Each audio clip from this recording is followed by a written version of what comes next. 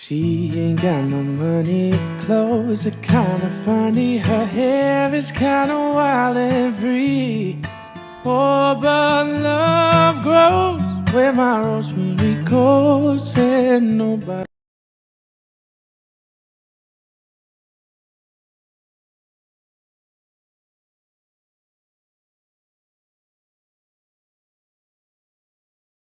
Happy Sunday. Everyone left yesterday. Our kiddos left. Our company left. Miles left, our little grandson. He's the sweetest. He's 6 weeks today and he's just starting to smile. He is so sweet. And now I'm trying to finish this chair. The last chair. I have never done anything like this before. I love the way the one turned out. This one is being very difficult. I will give you some tips on how to do it. I don't know if I'm doing it right. I know there are probably easier ways to do this. The funny thing is I'm struggling with this and I have my eye on 4 chairs that I might buy and do the same thing with for the dining room. I eventually want to replace the dining table because it's mahogany and I want to be able to leave it just plain without a tablecloth on it. And then I want to switch the chairs out to something wooden like this with a nice padded bottom. And I found some on Facebook Marketplace that I've seen them before, so I could grab these 4 and then slowly add other ones, but I am reconsidering it after this. This is tough. I'm going to give you some tips on how to do this. Again, I'm not an expert, but I'm going to make this into a highlight as well. If you have a cane chair that needs a new seat, you need to make a piece of plywood that will cover that cane and all of the holes. Then you need to cover it with a piece of padding and then make your fabric, cut it about 1 inch bigger all the way around the edge. That way when you stretch the fabric, you can just roll it under nicely and have a nice clean edge. I will give you a list of things that you'll need for the job. You need to have one of these little hammers. I got this at Joann's. The tacks, a drill bit that is just about the same size as the tacks. I also have a needle nose pliers, a screwdriver with a very small end to pry up any tacks that you have to replace. And then I have a card like this that I made spacer holes or spacer lines. And that way when I'm drilling my holes, I know exactly how far to drill them apart. After you have the plywood and the padding down, then you lay the fabric on exactly how you like it, and you can tack the fabric. Tack it, wherever you can, so then it stays tight when you start putting your staples. One thing I forgot that you definitely will need is one of these guys, because you're going to constantly be measuring how far the tacks are away from the edge. This is very important. Things that you need to decide while you're doing this is where you want the edge of the fabric to be. Do you want it underneath the tack or do you want it along the edge? And also with this chair, because there's an arm here, you have to make sure that there's enough space in between so you can get a tack flat on both sides. And you need to make sure that you follow the line around. There are just so many things when it comes to this, doing these chairs. This one doesn't look as good as the other one, but when you stand, when it's in place and you're looking at it, you're not going to notice that. So my goal is to get this chair completed because it's so close, and it was just this front row of so hard, so hard. The rest should be smooth sailing, I'm hoping. I want to give you a couple other tips. So I like to drill my hole, my little pilot hole, and then stretch the material and put the tacks in, not all the way, but just down a little bit to hold the fabric tight. And then I go back over to this side and do the same.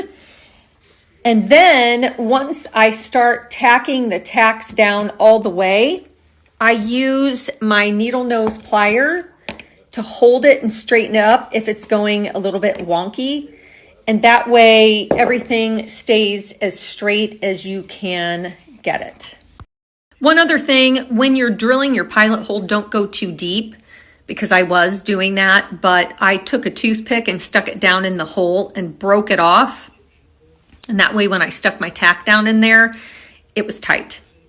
So now I'm just barely even drilling a hole. I'm just kind of starting the drill, and then that's just kind of more of a guide hole than anything. This part might be hard to see, but I have holes right there, the pilot holes. So what I do is I pull my fabric very tight and I stick the tack between the two layers. I've rolled this one under, and then I find that guide hole right there, and then I just barely tack the tacks down. You can see that these are down a little further, and see that one's wonky. That's why I use this, because I can go in and grab it and kind of move it a little bit before I hammer it all the way down. That way it goes in a little bit straighter. While I am taking a break from the chair, which I am probably 2/3 of the way finished, I am so excited to get this done. I wanted to share a little bit of information with you. Let me start by saying I want to work with as many good companies as I can because I love discovering new products.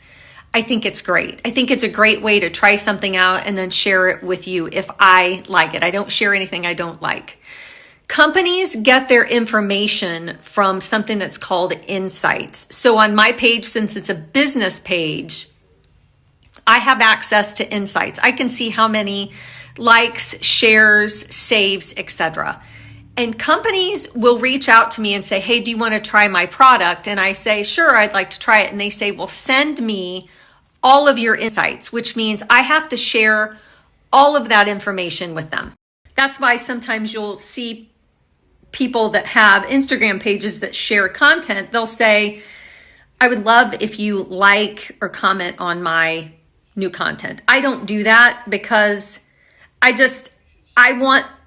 anyway, it doesn't matter why I don't do that. The reason why I'm saying this is I had a message asking me why I always cover up my new content that I share on a story. So for example, if I make a reel tomorrow, I will share that in a story and I will cover it in the reel. And I think of it as like a trailer to a movie.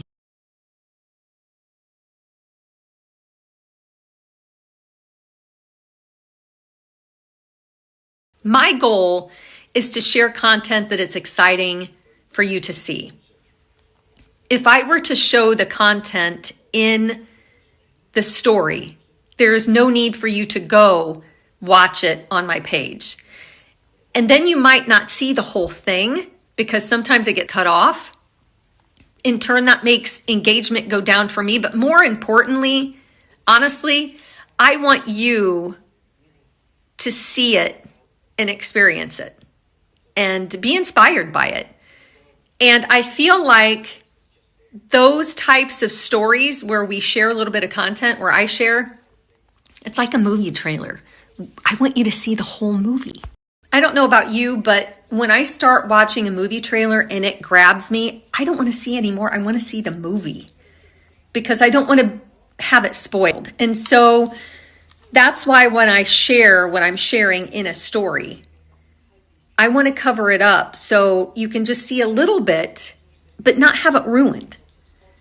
So I hope that clears things up. I look at other accounts, big accounts like Liz Marie. She does the same thing.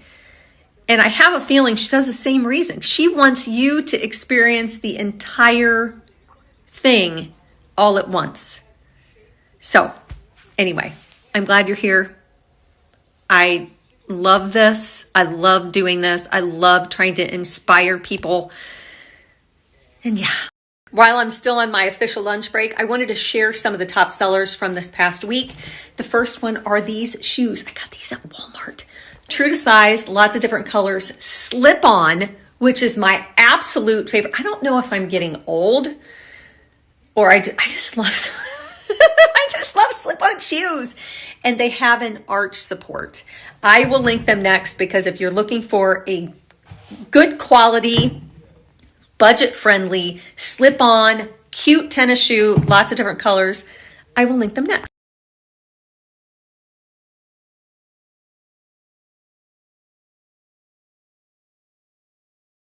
Also, the other day, I shared Laura Geller's makeup again. It's what I'm wearing today.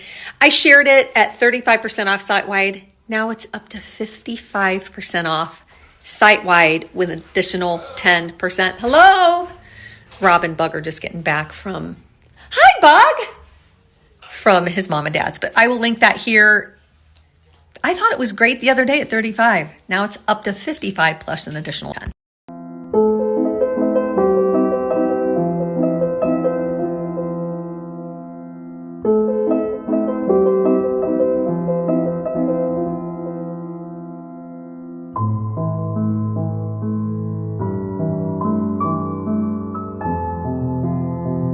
I don't think I ever shared some stems with you. Actually, I've had them in a couple of pictures, but I bought 2 different stems from 2 different companies and I sent the one back because I did not like the color. This color, it looks so realistic. Let me flip the camera and I will show you what I'm talking about. These are the stems. The other ones, like I said, I did not like the green. They were so bright green. I just think this is a little more muted.